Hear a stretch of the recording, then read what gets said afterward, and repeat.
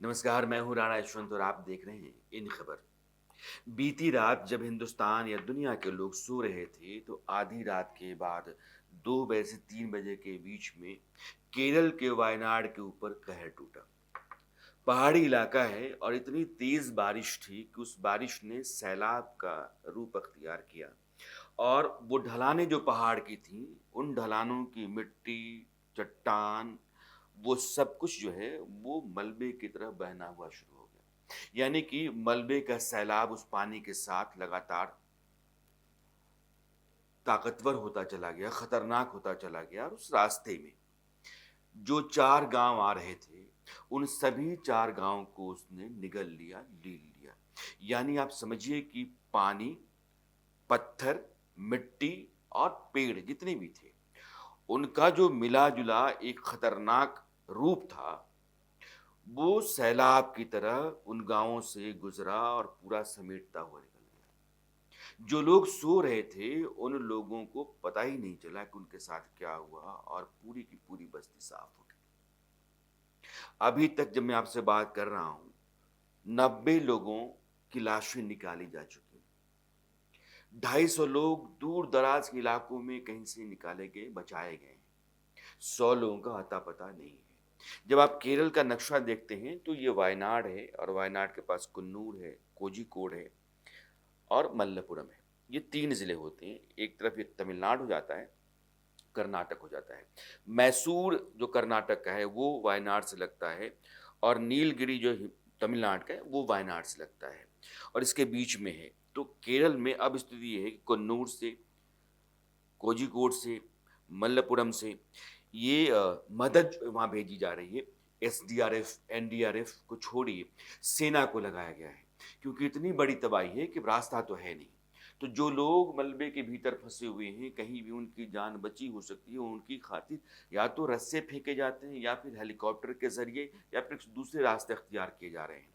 तो लोगों को बचाने के लिए जितने भी तरीके पहले रहे हैं, उन तरीकों को लगातार वहाँ आज़माया जा रहा है, लेकिन बचाना मुश्किल बहुत होता जा रहा है। ये सिर्फ़ पानी नहीं था। पानी के साथ होता ये है कि आपके बचाने की रफ़्तार थोड़ी बढ़ जाती है, लेकिन बस्तियों से सैलाब ऐसा गुज़रे, जैसे कोई समंदर निकल गया। तो आप समझिए कि घंटे भर के भीतर उसने 4 गाँवों को समेट लिया। अब इस तरह की तबाहियाँ शायद पहले कभी-कभार हुआ करती होंगी, बड़ी हैं। 2 साल पहले इसी इलाके में ऐसे ही पहाड़ ढहे, जिसको हम लैंडस्लाइड कहते हैं।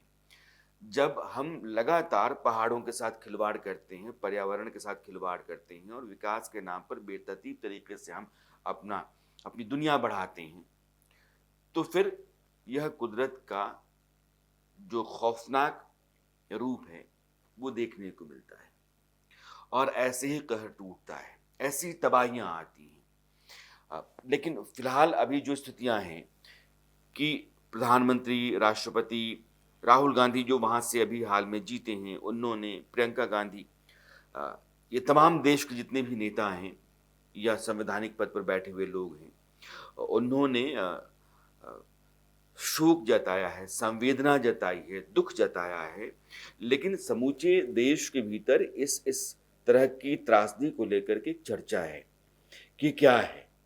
अगर पहाड़ी इलाकों में अभी हाल में क्या हुआ था कि पिछले साल जब शिमला में या हिमाचल प्रदेश में बहुत बारिश हुई और बरसात ने तबाही वहाँ मचाई, तो जो ढलानें थीं, वो ढहने लगी। उनके ऊपर जो घर थे, वो मिट्टी की उन ढलानों के नीचे आकर के दब गए। देखते-देखते जो एक पूरी की पूरी बस्ती जो है, खत्म हो गई और ये लगातार हिमालय के रेंज में आपको देखने को मिल रहा है। उत्तराखंड में आप उत्तराखंड की स्थिति भी कमोबेश ऐसी है कि कई जगहों पर ज़मीनें फटने, बस्तियों के धँसने की घटनाएँ होने लगी हैं और अ, वो जो मुझे याद नहीं आ रहा है उत्तराखंड का वो हिस्सा जहाँ ज़मीनें फटीं और अ, दीवारों में दरारें आईं, पूरी बस्ती जो है वहाँ से खाली करनी पड़ी, क्योंकि पूरा का पूरा इलाका जो है वो खतरे में आ गया, उसके जद में आ गया। तो इस तरीके से खतरे पैदा हो रहे हैं। लेकिन वायनाड में अभी जो स्थिति है कि लगातार राहत और बचाव का काम चल रहा है। लोग जो गायब हैं 100 से ज़्यादा, उनको कहाँ-कहाँ हैं वो तलाशा जा रहा है, लेकिन ज़्यादातर लोगों के मारे जाने की आशंका है। और ये कैसा सैलाब है, मैं आपको समझाना चाहता हूँ कि ये वायनाड मान लीजिए, तो मल्लपुरम यहाँ जो नदी है, वो पूरा का पूरा मलबा जो है या मलबे का सैलाब उसने उस बस्ती को खींचते हुए, समेटते हुए ला करके नदी में गिरा दिया। तो नदी से लाशें निकल रही। तो इस तरह की जो तबाही है, ये बहुत ही दर्दनाक है, खौफनाक है, और अ, पूरे देश में इसको लेकर के चर्चा है कि ये इस तरह क्या है। आप अगर तस्वीरें देखते हैं तो आपको लगता है कि कितनी तकलीफ हुई होगी उन लोगों को, जो लोग उस तरह के सैलाब की चपेट में आए होंगे, और कैसे उनकी मौत हुई होगी। लेकिन एक बड़ी सच्चाई ये हो गई है कि पहाड़ी इलाकों में कभी-कभी भूकंप के चलते भी पहाड़ धँसते हैं। कभी-कभी ज्वालामुखी फटने से भी पहाड़ी इलाकों में धँसान आती है, या फिर उसमें अ, इस तरह की जो विचलन है या बर्बादी तबाही है, वो भी आपको देखने को मिलती है। अ, प्लेट्स दरकती हैं तो होती हैं, और ये बारिश बहुत तेज़, जैसे बादल फटता है, बादल जब पहाड़ी इलाकों के ऊपर फटता है, ज़्यादातर चोटियों पे बादल फटता है, वो पानी इतना ज़्यादा होता है कि वो पहाड़ को बिल्कुल चीर देता है, और पहाड़ की वो मिट्टी और पहाड़ की चट्टान, वो सब उस पानी के साथ मिलकर के सैलाब बन जाते हैं। मडस्लाइड आप कहते हैं उसको।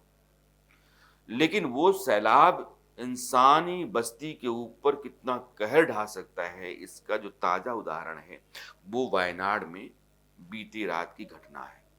और इस घटना में मैं फिर से दोहराता हूँ कि मैं जब आपसे अब यह वीडियो बना रहा हूँ तो 90 लोगों की लाशें निकाली गई हैं, 100 लोग अब तक लापता हैं, 250 के आसपास लोग बचाए गए हैं, और बचाव के लिए, राहत के लिए वहाँ एसडीआरएफ, एनडीआरएफ और आर्मी तीनों को लगाया गया है। केरल के तमाम आसपास के ज़िलों से राहत सामग्री और सहायता वहाँ पहुँचाई गई है। लेकिन यह पूरी की पूरी घटना बहुत भयावह है और तकलीफ़देह है।